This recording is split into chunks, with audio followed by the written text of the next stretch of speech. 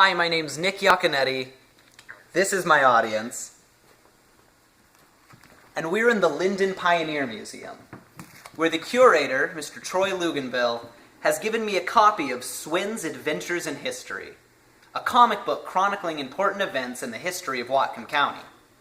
Today I'm going to be performing an excerpt from this comic known as The Case of the Empty Barrel. A Civil War veteran, Gilmore, had a wagon and team with which he would haul freight and passengers between Linden and the settlements along Bellingham Bay. Well, one day he rolled into town with a large barrel of whiskey and dropped it off at the Linden drugstore. Ed Edson, the proprietor of the store, claimed he didn't order a barrel of whiskey.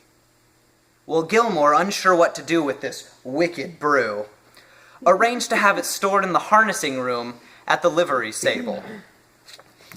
Time passed slowly, but finally word reached them where to return the shipment. And the men gathered to move what should have been a heavy barrel, but were surprised to see that it was empty. Closer inspection revealed the details of what had happened. A person, or persons unknown, had bored a hole through the floor and into the cask. They inserted a pipe into the hole, and the contents of the barrel were left to trickle into the wash tub below. The evidence of the crime was still there: a wash tub, the pipe, even some leftover jugs. And the local law officer, upon hearing of the theft and unburdened by the restrictions put on law enforcement nowadays, simply checked the homes, or threatened to check the homes in the area. Well, this direct approach turned up many jugs, which were then labeled with the names of the settlers in whose home they were found, and were then turned over to the good Judge Eaton, Justice of the Peace. The judge summoned each of the offending parties to court, and during the proceedings it was determined that in order to establish complicity with the crime, it would have to be proven that the contents of the jugs all came from the same batch of hooch, so to speak.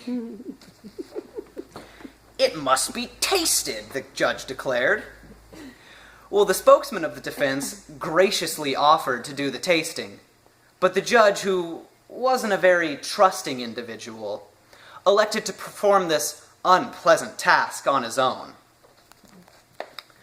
There were many jugs to sample, and the interested crowd gathered around and watched the good judge slowly, gradually transform.